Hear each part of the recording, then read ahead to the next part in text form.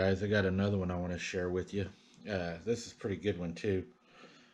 On a chilly evening on April 25th, 1973, in a small town of Enfield, which is located in the southern part of Illinois, the sun was just starting to go down, illuminating the property where the McDaniel family lived, which gave just enough light to make out the surroundings. There were these two young children who were inside their home when they heard a noise outside. They peeked through the window and scanned their eyes across the yard, which the family set on a good portion of land. And as they were scanning the yard to see if they could see anything, they spotted this weird and strange looking animal lurking around. We'd done this a lot at my granny's. Whenever we would hear something, of course, you would always looking out the window trying to see it, and we would see shadows, see it move behind the chicken house, the hog pens, behind Grandpa's barn. So I can kind of relate to this. The children ran to their father, who was named Henry, and the children told him that there was a strange and scary animal outside trying to get in their home. They described this animal as a dog looking thing, but it kind of looked like a human. But it wasn't. It had these glowing eyes with three legs, small arms. It was gray and even stood upright. But the father looked at the children and tried to make sense of it. But to Henry, this sounded crazy.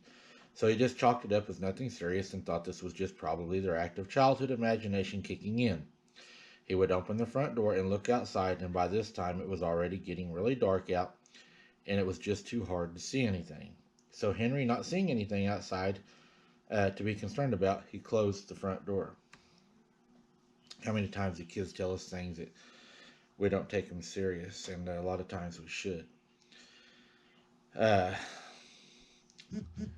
he told the children they needed to go to bed, and then from there Henry and his wife ended up retiring for the evening. But that quickly would change. Later that night, when Henry was in bed sleeping, he was awoken by the strange scratching sounds coming from outside, as if something or someone was scratching on the side of the house again. I can relate, this happened a lot of times at my granny's. He didn't waste any time. He grabbed his gun and flashlight and headed out the front door. When he got to the door, he opened it up and looked outside, scanning the yard with his flashlight. As he was scanning with his flashlight, he saw something between two rows of bushes beside the house. There it was, almost like a human body, just standing there. It looked just like what the children had described earlier. Henry raised his gun and fired 4 shots at this creature. And out of those 4 shots, this thing just hissed like some wild cat.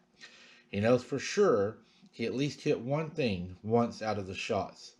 But as soon as he fired those shots, the creature ran off toward the railway embankment, off to the side of the property. Henry stated that he watched it jump 50 feet in 3 jumps and was out of sight. He says his mistake that night was his shotgun had only had birdshot in it. That's a very important thing for y'all to take into consideration. Birdshot, after an X amount of weight, is not going to penetrate a thick-skinned animal. It's not made to do that. All this was given and was going on, and his wife awoke and called the police.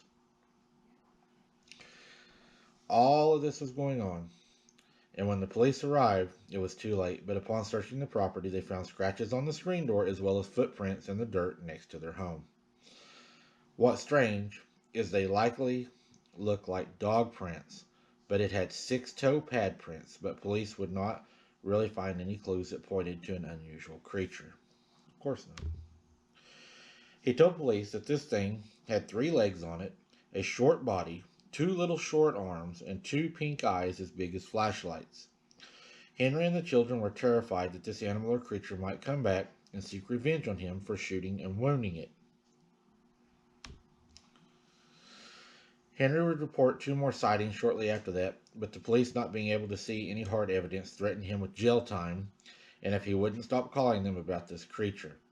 Just no one in town believed Henry or his family. The family became almost like outcasts, looked upon crazy, and making up stories to get attention. But what do you think? How many times have they threatened people? Got some newspaper articles I will share and some photographs on this story. Not long after Henry went public with his testimony of the encounters about the Enfield monster, other eyewitnesses claimed and began to surface, almost as these victims felt relief that they were not the only ones experiencing these events. Unfortunately, the police would go on later to threaten them and with taking their land. How they shut us up is so aggravating. They will take your property, they will take your land, they'll take everything you work for just because you're telling the truth, and that is so frustrating. But we're going to keep putting these videos out. We're going to keep putting the truth out. And the more and more we do this with other creators, it's going to get harder and harder to hide. Thank you for joining the membership part of this channel that I've started here. My Abnormal Family, you guys are wonderful. Thank you for all the people joining the membership part. It really helps support us with equipment, taking trips, filing FOIAs, paperwork. We do a lot of boots on the ground. It takes a lot of money. If you're not able to do that, a like, um, a comment, and watching it helps dramatically too. Thank you all very much for watching. Be careful when you're outside. Keep your head on a swivel and don't be something's dinner. Thanks for watching, guys.